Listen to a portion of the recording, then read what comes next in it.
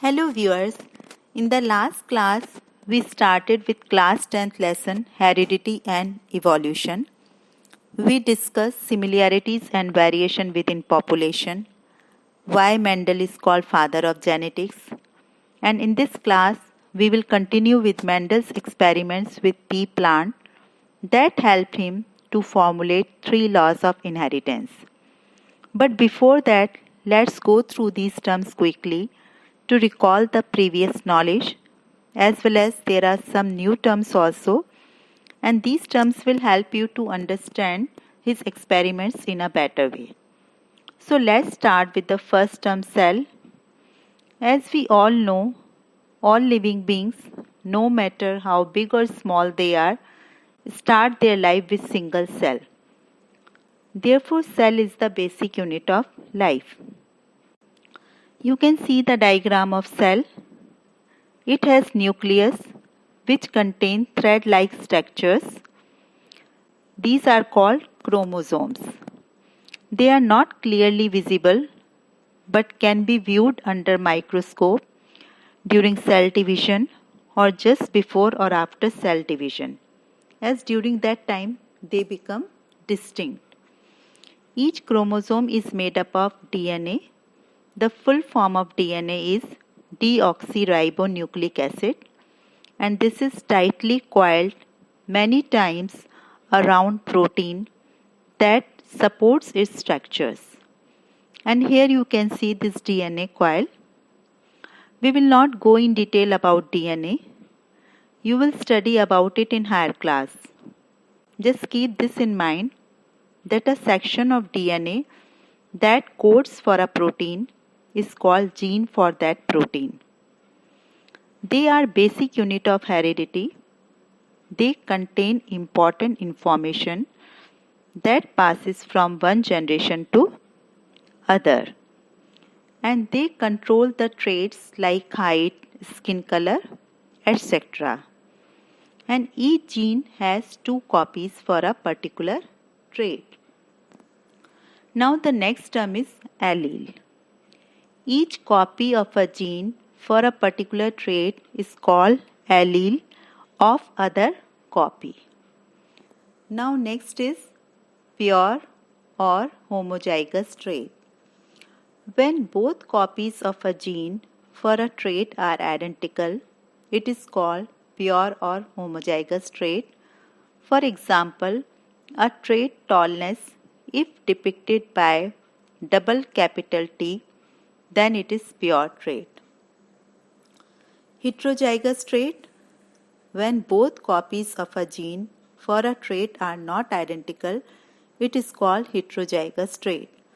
For example, a trait tallness, if depicted by one capital T and one small t, then it is heterozygous trait. And phenotype, their visible characteristics like our height, eye color. For example, a plant which is tall can be double capital T or one capital T and one small t. Next is genotype, set of genes carried by an individual.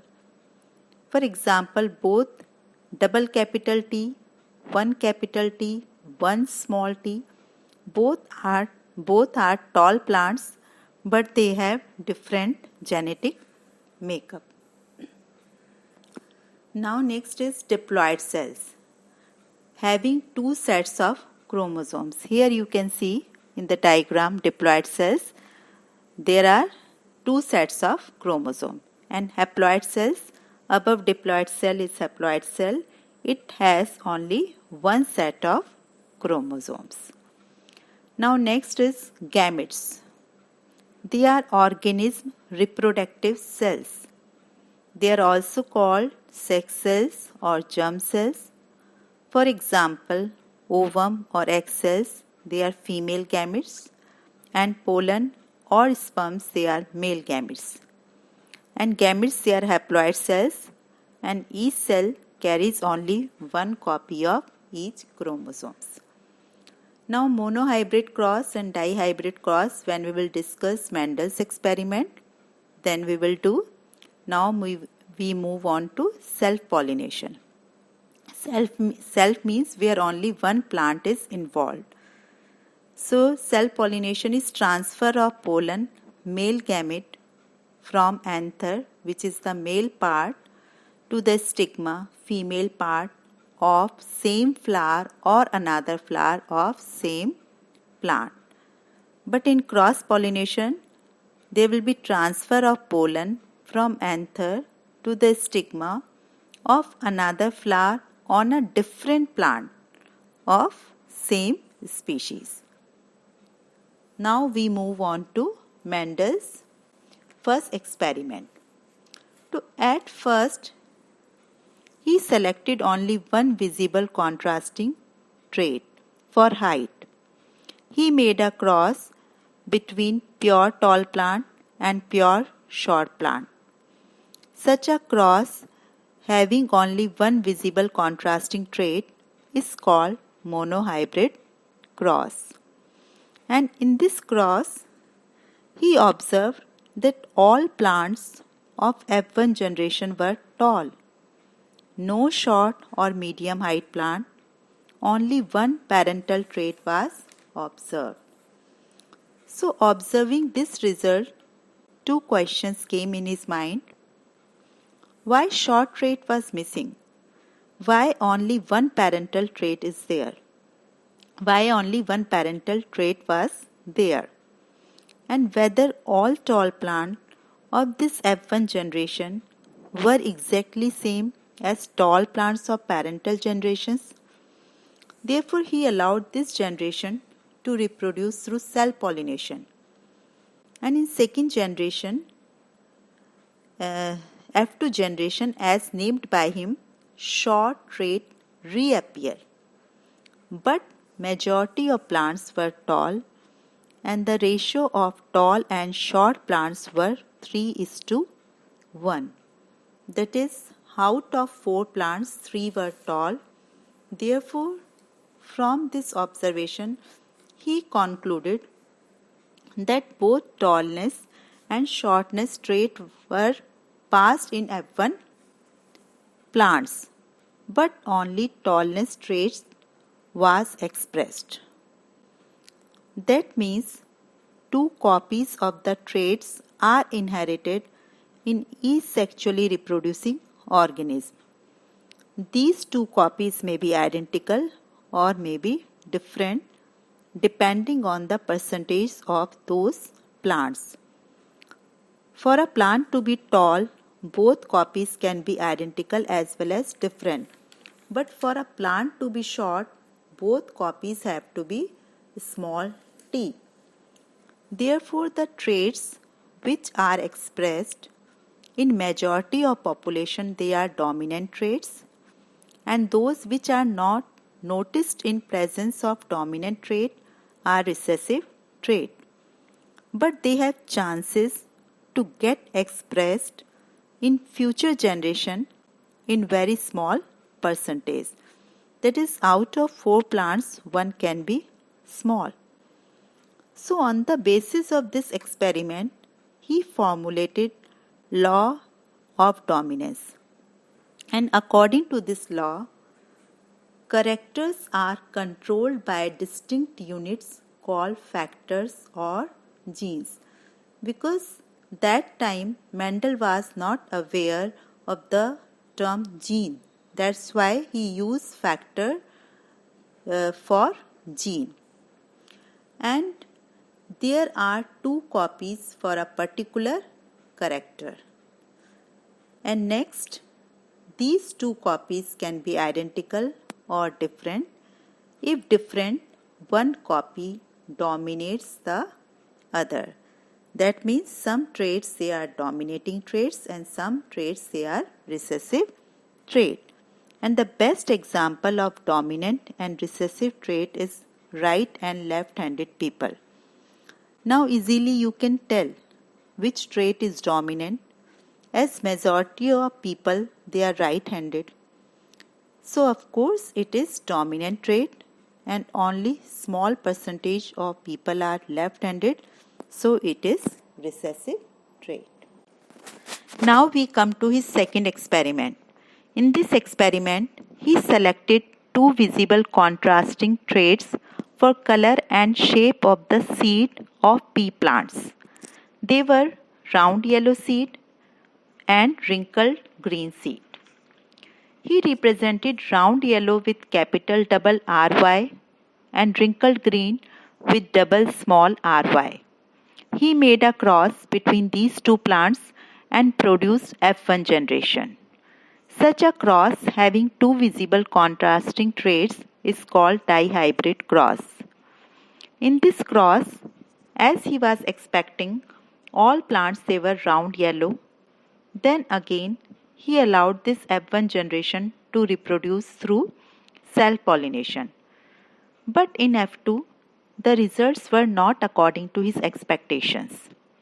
Beside parental trait, round yellow and wrinkled green, new mixtures were there. They were round green and wrinkled yellow. So there were four types of plants. They were round yellow, round green, wrinkled yellow, wrinkled green, and they were in ratio 9:3:3:1 respectively.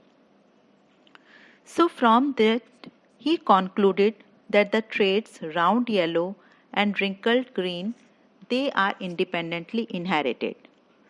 Means that these genes can come in new combinations, that round shape can come with green color and green color can also come with wrinkled shape.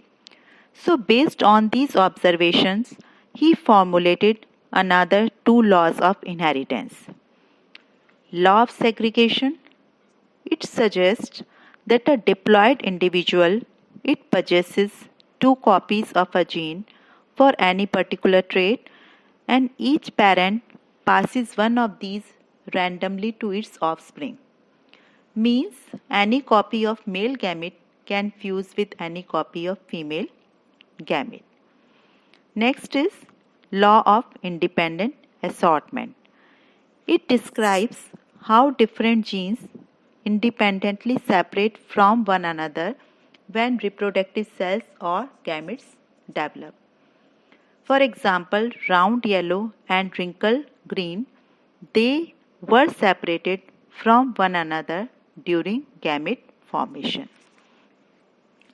So Mendel's laws of inheritance can explain mechanism of inheritance in sexually reproducing organisms. According to Mendel, both parents they can help in determining the trait in future generations.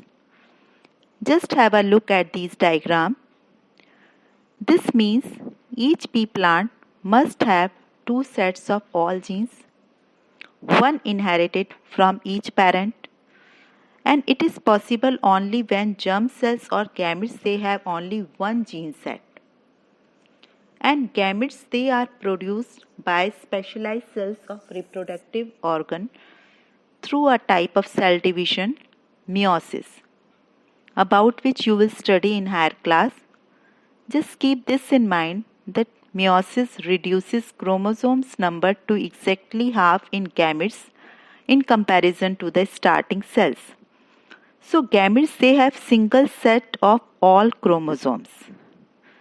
But now one question that comes in mind is, if offsprings inherited a single whole gene set from each parent, then Mendel's law of independent assortment cannot work, because two traits round yellow and wrinkled green then be linked to each other and they cannot be independently inherited. But it's not like that, because in fact each gene set is present not as a single long thread of DNA but as separate independent pieces. So these genes can be separated from each other and are independently inherited. Therefore, each cell has two copies of each chromosome, one each from male and female parent. Every germ cells or gametes will take one chromosome from each pair. These may be of either maternal or paternal origin. When two germ cells combine, they will restore the normal number of chromosomes in the future generation, thus maintaining the number of chromosomes of a particular species. Therefore, such a mechanism of inheritance explains the result of Mendel experiment and is used by all sexually reproducing organisms. So that's all for this class. Thanks for watching.